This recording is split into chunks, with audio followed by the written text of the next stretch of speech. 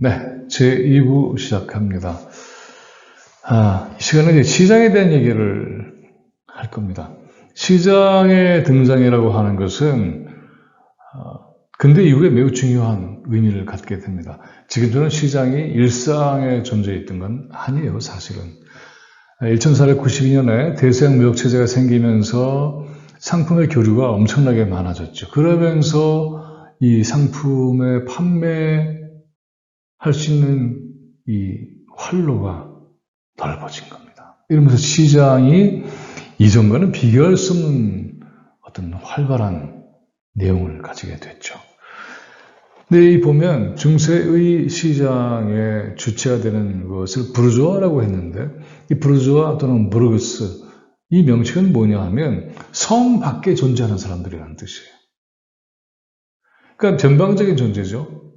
성 안에는 봉건적인 질서가 있는가 하면 그 봉건적인 그러한 질서의 변방에 미미하게 존재하고 있던 이른바 장돌뱅이 같은 사람들이 부르주아였어요.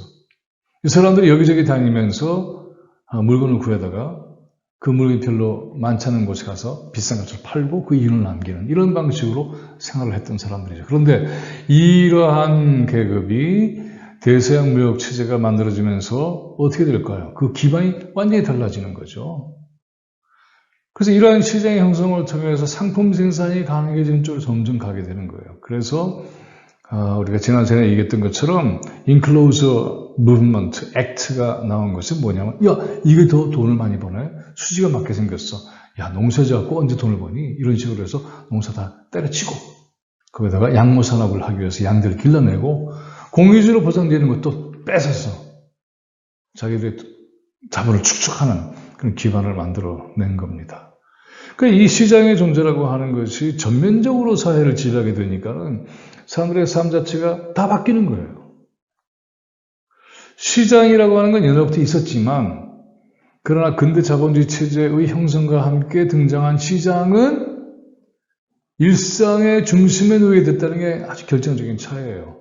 이거 어떻게 알 수 있느냐 하면 우리의 경우를 한번 생각해봐도 금세 판단할 수 있습니다. 우리의 과거의 전통적인 개념으로서의 시장은 뭐였죠? 네, 5일장이었죠. 5일에 한 번 장이 서는 거예요. 그래서 그 5일의 장에 가서 팔 수 있는 뭐 집신이든 뭐 도자기든 뭐든 다 준비해서 거기 가서 파는 거죠. 그리고 이른바 장돌뱅이도 어느 날 어느 마을에 월장에 쓰면 거기 가서 파는 거죠. 마을마다 잘 다니면 하루도 쉬지 않고 팔 수도 있죠. 5일장이니까. 다 똑같은 날에 똑같이 하는 게 아니니까. 그래서 이걸 보면은 시장이라고 하는 것은 과거의 전통사회에서는 그 사회의 중심에 있는 게 아니라 그 사회가 대부분 자급자족을 했었고 그 자급자족을 했던 사회의 어떤 곁에 있는 변방적인 기능과 구조를 하고 있었던 게 시장이다. 이렇게 이해를 하면 돼요. 근데 지금은 어떻습니까? 지금은 편의점 24시간 하잖아요. 하루라도 시장이 문을 닫는다. 어떻게 됩니까? 굉장히 불편하죠. 왜냐하면 우리는 지금은 자급자족하는 게 아니거든요. 시장에 가서 사와야 생활을 꾸릴 수가 있어요. 그러니까 근대 이후에 자본주의 체제라고 하는 것은 동시에 시장경제의 성장이라고 얘기를 할 수가 있습니다. 화폐도 함께 거기에 따라서 그 규모가 달라지는 것이죠. 화폐는 물건을 사기 위해서 물건을 교환하는데 아주 필요한 지불 수단이니까. 그런데 시장이 일상적이지 않을 경우에는 화폐의 양이라든가 또는 그것의 일상적인 가치라든가 이런 것은 크게 비중을 차지하지 않아요. 하지만 매일매일 시장이 작동을 하고 있다. 우리 일상 속에서 시장이 없으면 살 수가 없다. 이렇게 될 경우에는 화폐의 가치도 그만큼 높아지는 거죠. 그렇지 않으면 물물 교환도 하는 것이죠. 소 한 마리 끌고 가서 쌀 몇 섬을 가져온다든가 뭐 이러면 바꾸는 거잖아요. 화폐 가지고 하는 게 아니죠. 그러니까 그런 이 물물 교환의 그러한 경제가 화폐 경제로 바뀌고 시장 경제로 바뀌는 것은 바로 이러한 연유가 있었던 겁니다. 이게 더 돈을 많이 벌어. 그리고는 이걸 통해서 특권상이 생기고 국가가 이런 사람들을 밀어주고 이러면서 등장한 게 바로 중상주의라고 하는 것이죠. 이 중산주의를 통해서 시장의 지배력이 높은 사람들이 점점 특권을 가지게 돼요. 그리고 이들이 시장을 장악하게 됩니다. 오늘날의 용어로 얘기를 해보자면 정경유착이죠. 서로 결탁하는 거죠. 그래서 국가에서는 밀어주면 그러면 여기서는 가져오는 게 있겠죠. 배를 건조하는 것에 대해서도 또 그 배를 지키는 것에 대해서도 여러 가지 혜택을 줍니다. 그러니까는 시장의 외부에 불균형이 생기는 거예요. 누구는 봐주고 누구는 안 봐주고. 그러니까는 봐주는 사람들은 점점 잘 살게 되고 이 시장에 진입하기 위해서 노력한 사람들은 차단되는 거죠. 시장의 공정성이 없는 거예요. 한쪽으로 이렇게 기울어진 운동장처럼 되는 것이죠. 국가가 이미 챙겨준 특권 상인들은 가치 경쟁하는 것 같지만 아니죠. 이미 저 앞질러서. 그리고 여기는 안 되는 거죠. 자기끼리 똘똘 뭉쳐서 길조직 같은 걸 만들어내면 신흥, 새로운 기술, 새로운 어떤 이 사업 구상, 이걸 하는 사람들 다 막아버리면 어떻게 되겠습니까? 굉장히 불리하고 불공정한 시장이 되는 것이죠. 이 문제를 거론한 게 바로 누구냐?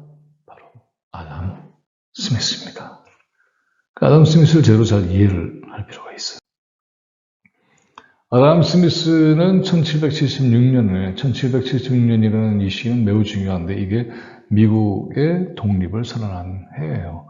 뭐냐면 근대 체제가 비로소 시작되는 것을 알리는 신호탄이 쏘아 올려진 거예요.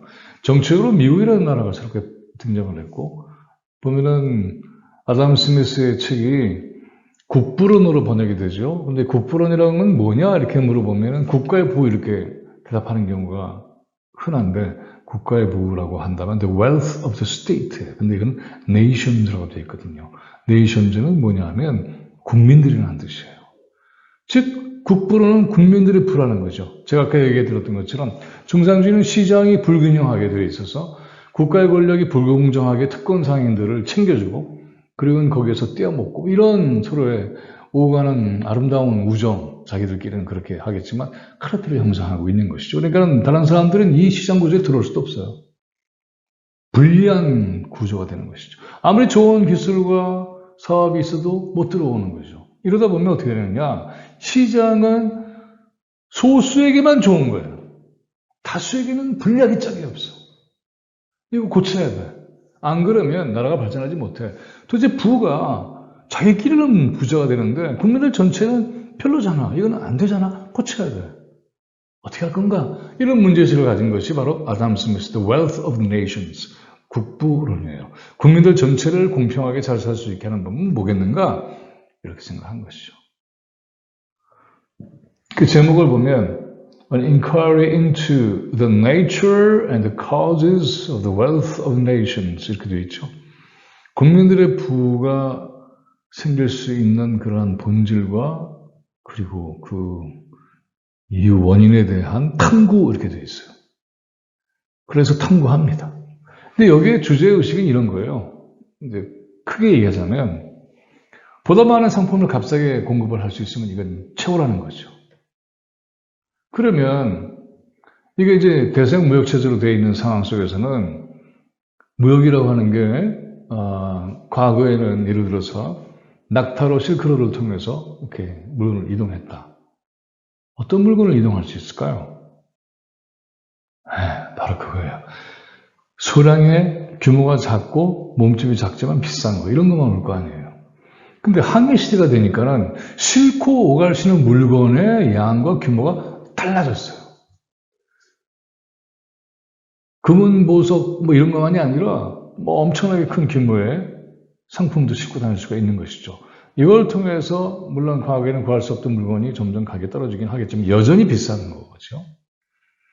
그러니까는 이거를 살 만한 사람들에게만 부가 점점 축적이 되고 그렇지 못한 사람은 점점 가난해지고 있는데 그래서 이 시장에 진입을 해서 뭔가 좀 새롭게 하고 싶은 사람들이 있어도 안 되는 건데 이러다 보면 그 사회가 가질 수 있는 생산력은 점점 떨어질 거다. 이렇게 되는 거죠. 늘 밖에서 물건만 사갖고 되겠는가? 내부에 좋은 물건을 생산할 수 있는 시스템이 있는 데가 경쟁력이 있는 거 아니겠어? 이렇게 생각이 되는 거죠. 그래서 이러한 상품을 생산할 수 있는 경쟁력의 비밀은 뭔가 봤더니 분업이었던 거예요. 나눠서 하는 거죠. 그러니까 훨씬 효율적으로 물건을 생산할 수가 있고 이러다 보면은 상품 생산이 규모가 달라지는 것이고 그래서 물건을 공급하는 것이 훨씬 많아지면 여기서 수요 공급 곡선이 나오는 거예요. 그러면 이 만나서 가격이 딱 결정되니까는 공급이 많아질수록 가격은 떨어질 거고 그러면 떨어지는 가격에 맞게 살 수 있는 사람 늘어날 거니까는 대량 생산과 대량 판매가 가능해지는 거죠. 야, 그러면 잘 살 수 있게 되지 않아? 이렇게 얘기를 하는 겁니다. 근데 이때 필요한 게 뭐냐 하는 거죠. 정치 경제로 얘기했는데 이번 리스트로 정확하게 그 표현을 쓰고 있습니다만은 political economy, 정치 경제학이에요. 이게 뭐냐 하면 정부가 개입하지 말라고 하는 것이죠. 정부가 개입하지 마라. 그래서 시장의 자유를 보장해라. 이렇게 얘기하는 거죠. 보이지 않는 손이 다 할 거야. 내버려두면 다 돼. 근데 사실은 이걸 정확하게 잘 이해해야 돼요. 뭐냐 하면 정부가 개입하지 말라고 하는 얘기는 뭐냐? 특권 상인을 위한 특혜적 조처를 하지 말라는 거예요. 이게 중요합니다. 이걸 빼먹으면 안 되죠. 그러니까는 특권 계급에게만 국가가 힘을 쏟아주고 지원하면 그렇지 못한 데는 시장에 아예 진입도 못하는데 이렇게 하면 생산성이 높은 시스템을 들여올 수가 없다. 그러면은 상품을 대량 생산할 수가 없게 되면은 어떻게 되겠느냐 하는 것이죠. 오늘날로 치면 이렇게 얘기할 수 있어요. 새로운 형태의 기술을 가지고 벤처 사업을 하고 싶다. 근데 법을 딱 만들어서 이거 못해. 그러면 안 되는 거죠. 그러면은 새로운 신생 상품을 신상이라고 그러죠. 개발하고 만들 수 있는 여력이 사회적으로 떨어지는 거니까 그만큼 그 사회는 보다 좋은 물건을 값싸게 누릴 수가 없게 되는 것이니까 전체가 가난해질 거 아니에요. 이렇게 되는 논리예요. 그래서 아담 스미스는 시장에 간섭하지 말라는 얘기는 정부가 작동하지 말라는 뜻이 아니라 내버려두면 다 알아서 한다가 아니라 이런 특권이 독점하고 있는 체제를 유지하는 데에 정부의 권력이 개입하지 말라는 뜻이에요. 독과점이라는 현실을 전제로 한 얘기라는 걸 알고 있어야 돼요. 그러니까는 이러한 독과점이 존재하도록 만드는 것은 시장의 정의로움과 공정성을 해친다. 이때 그래서 경쟁은 뭐냐면 fair라는 개념을 쓸 수 있죠. 공정한 경쟁할 수 있도록 도와줘야 이게 뭐가 돌아가는 것이지 어느 한쪽에만 싹 몰아주는 방식은 이게 굉장히 불공정한 시스템 아니겠어라고 당연히 문제 제기를 하지 않겠습니까?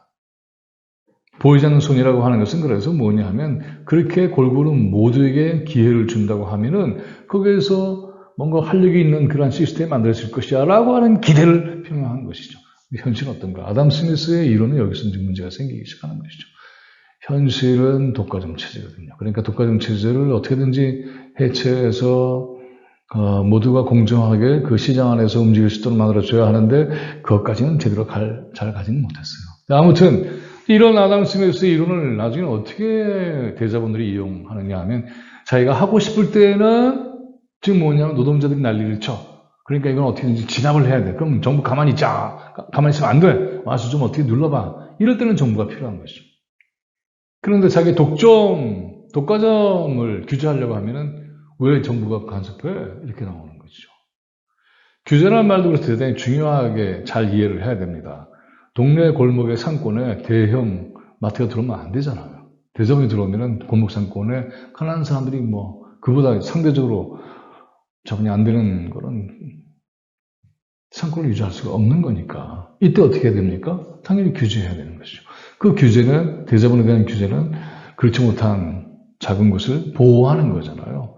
그런데 규제가 다 들어가면은 왜 시장에 함부로 들어와? 정부는 가만히 있어야지 라는 논리를 피는 것이 아담 스미스를 이용한 이후의 해석이에요. 그런데 아담 스미스의 원래의 의도는 뭐냐 하면 바로 지금 제가 말씀드렸던 것처럼 시장의 독과점 체제를 유지하면 공정한 경쟁이 안 된다라고 하는 것이죠. 공정한 경쟁을 할 수 있도록 정부는 최대한 제도와 틀을 만들어내고 그 다음에는 손을 떼라는 거죠. 누구한테 특혜를 주는 방식으로 하지 말고. 그래서 보이지 않게 하라는 거죠.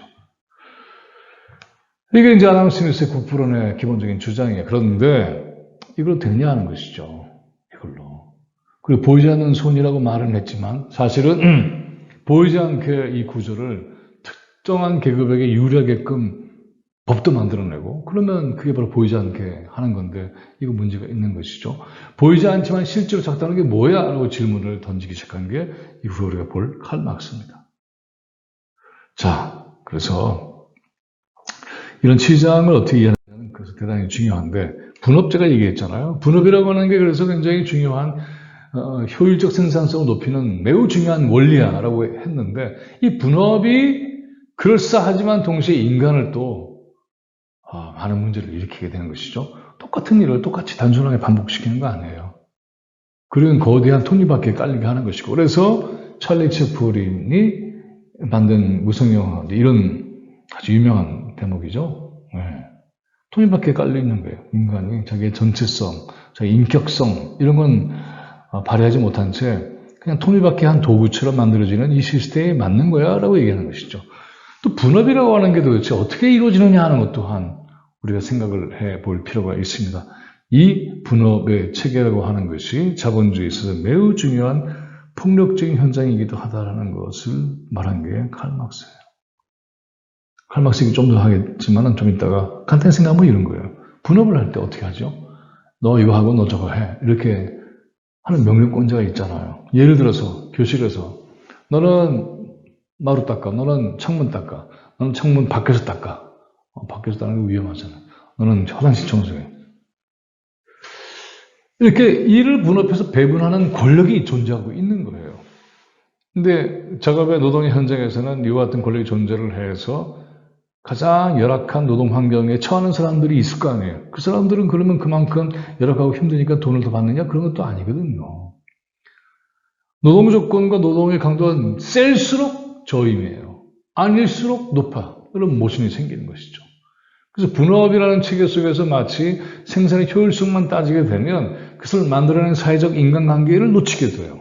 이 사회적 관계를 주목한 게 바로 칼 막스입니다. 대단히 중요한 그런 이 자본주의에 대한 관찰과 분석이죠. 그래서 칼 막스가 그 이후에 칼 막스는 아담 스미스의 구본을 굉장히 열심히 공부를 많이 했어요. 아담 스미스의 책 위에 칼 막스가 있는 겁니다. 서로 대립한다고만 생각하지 마세요. 재해석해내고 분석하고 그걸 더 밀고 나가는 거죠. 자본에 대한 연구인데 이 자본에 대한 연구에서 이 제목을 보면 Critique of Political Economy 이 critic 비판이죠. Political Economy는 칼 막스 이전의 고전적인 정치경제학 전반에 대한 비판이에요. 이 비판이 해겔의 철학을 가지고 분석하는 게 굉장히 중요한데 거기까지 가기는 좀 어렵고요. 시간상. 이 자본론의 첫 장을 읽어보면 아주 중요한 문장이 하나 나옵니다. 뭐냐면 자본주의 시스템의 부라고 하는 것은 뭘로 측정하고 할 수 있냐 하면 엄청나게 쌓인 상품의 규모나 양으로 보인다라고 하는 것이죠. 무슨 말이냐면 자본주의 사회와 그렇지 않은 사회의 결정적 특징은 뭐냐면 제가 아까 시장 얘기했을 때처럼 이쪽은 팔 수 있는 상품이 규모가 어마어마하게 좀 더 커져. 이쪽은 그렇지 않은 거예요. 이쪽은 작업자족 시스템이니까 상품은 주변적이라고 얘기를 드렸잖아요.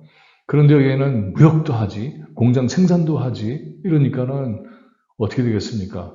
팔 수 있는 상품은 점점 많아져서, 그리고 이게 바로 부지.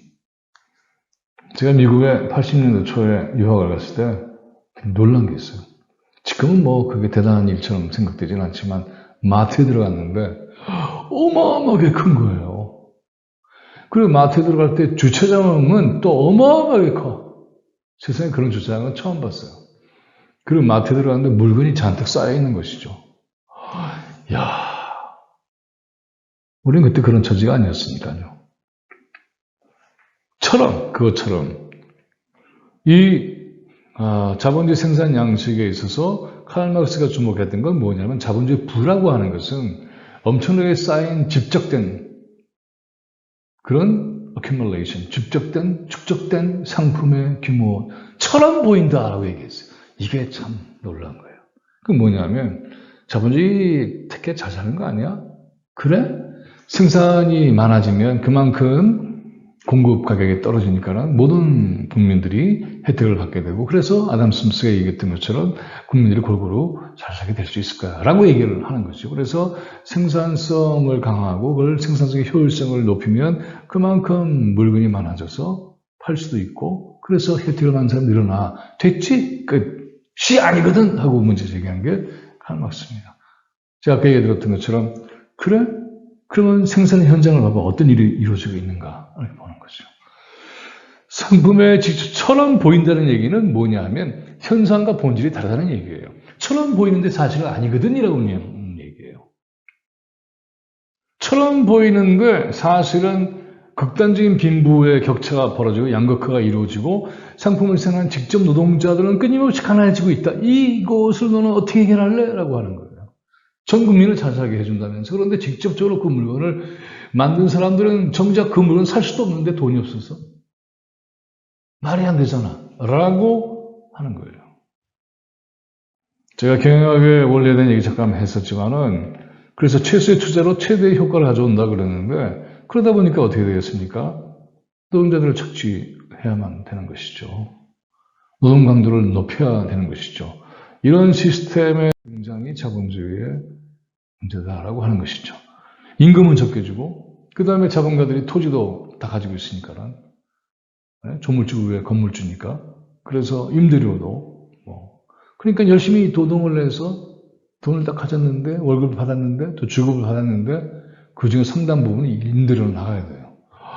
감당할 수가 없는 거죠. 그래서 가난하게 되는 거죠. 그리고 임대료로 하는 것도 결국 누구한테 가는 겁니까? 자본가한테 가는 거 아니에요. 노동을 착취해서 그 이윤도 가져가. 그리고 기껏 준 돈에 또 상당 부분을 또 돌아 가져가.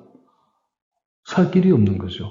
그 빈곤이 점점 축적되는 과정. 한쪽은 부가 축적되고 한쪽은 빈곤이 축적돼. 이거 양극화 아니야? 이게 자본주의 형편인데 이걸 좋다 그래? 괜찮아? 괜찮겠어?